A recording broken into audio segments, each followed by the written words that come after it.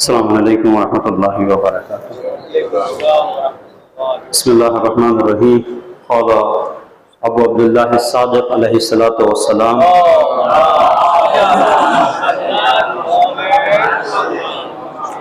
بسم اللہ الرحمن الرحیم، من سرہ ان یکون من اصحاب القائم فلینتظر ولیعمل بالورع ومحاسن الاخلاق۔ حضرت امام جعفر صادق علیہ السلام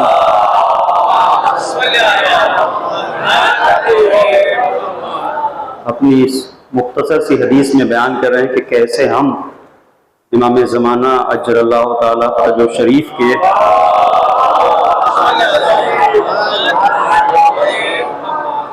اصحاب میں شامل ہو سکتے ہیں۔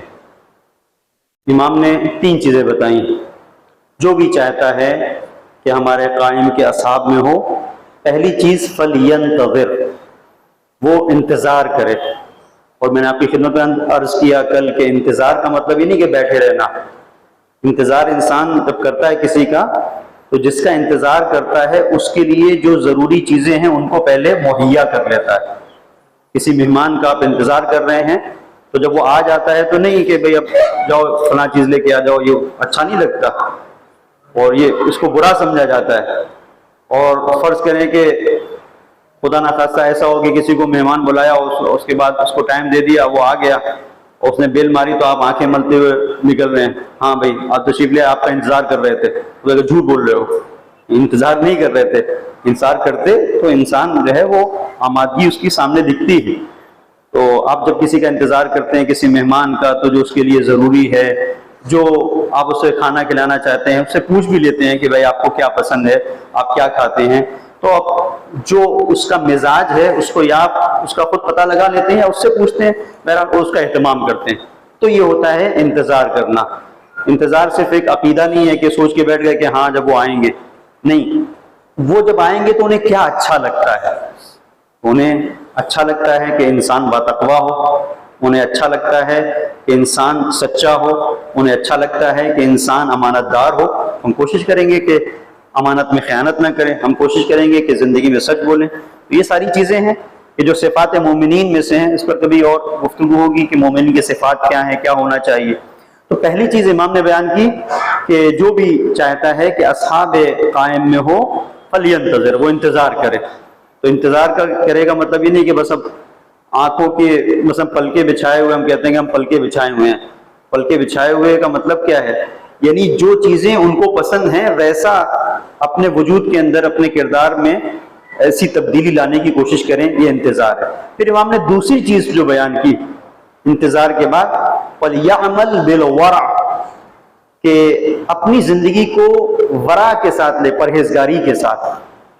اب یہ ایسی چیز ہے پرہیزگاری کہ جس کے سلسلے سے بہت سارے لوگ کہتے ہیں کہ بھائی کیسے ہم چاہتے ہیں پرہیزگار بنیں، لیکن کیسے؟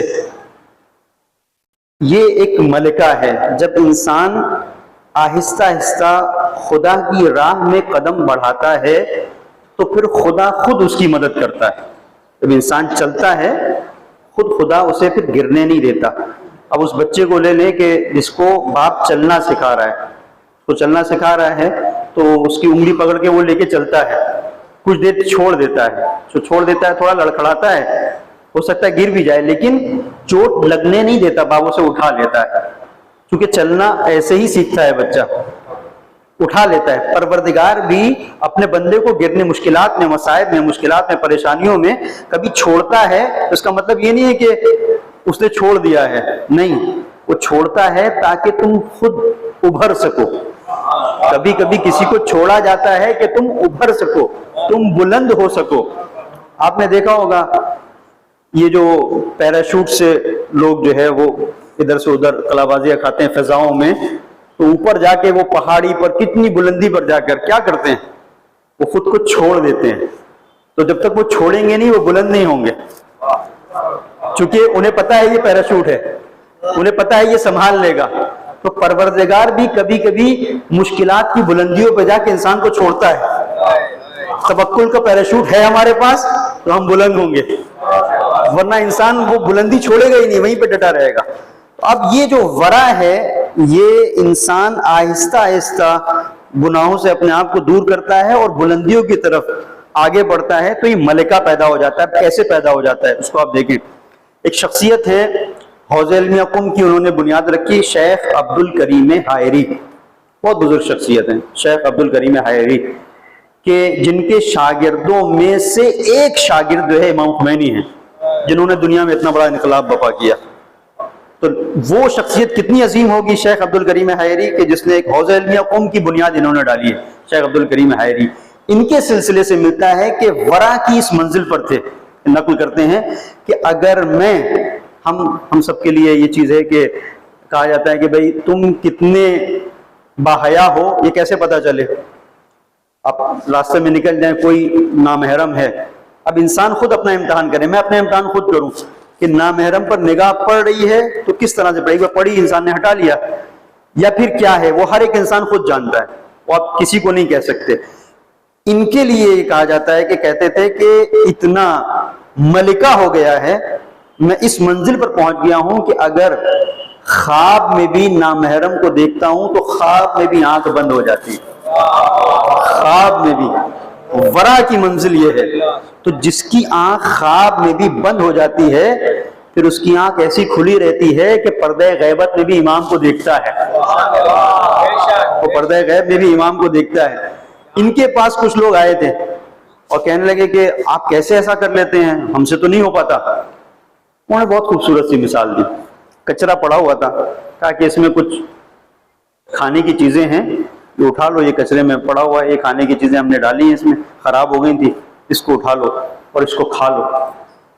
تو دو لوگ آئے تھے، زوجہ اور شوہر دونوں آئے تھے کہ آقا بتائیے کہ کیا کریں، ہم ورع کے راستے پر چلنا چاہتے ہیں، تقوی الہی اختیار کرنا چاہتے ہیں لیکن نہیں ہو پاتا. انہوں نے کہا یہ جو ہے ایک کام کرو تم، یہ جو کچرا ہے اس میں کچھ کھانے کی چیزیں ہیں، مثلا سڑ گیا ہے کوئی سیب، وہ ہے کچھ اور ایسی چیزیں کھانے کی جو سڑ گئے ہیں، کسی مصرف کے نہیں ہیں. اشارہ کیا کچرے میں، اس کو کچرے کے ڈھیر میں پڑا ہوا، اس کو کھا لو. انہوں نے کہا یہ تو ہم نہیں کھا سکتے، آپ کیسی باتیں کر رہے ہیں؟ ہم اگر چاہیں گے بھی اس کو کھانا تو دل قبول نہیں کرے گا، اور اگر کھا بھی لیا تو نکل جائے گا، چونکہ یہ کچرا ہے، یہ گندگی ہے. بس وہ یہی چاہتے تھے. انہوں نے کہا دیکھو کیوں نہیں تم کھا رہے ہو؟ کھا سکتے ہو لیکن تم چونکہ اس کی گندگی کو، اس میں پڑے ہوئے کیڑوں کو دیکھ رہے ہو تو نہیں کھا رہے ہو. یہ جو گناہ ہوتے ہیں ہم ان کی حقیقت کو دیکھ رہے ہوتے ہیں، تم گناہ کی لذت کو دیکھ رہے ہوتے ہو، ہم اس لذت میں پڑے ہوئے کیڑوں کو دیکھ رہے ہوتے ہیں، ہم نہیں کھاتے. امام نے بیان کیا کہ ورع اختیار کرو. اور پھر اس کے بعد وہ محاسن الاخلاق، جو پھر رہ گئی گفتگو انشاءاللہ محاسن اخلاق کو کل. صلوات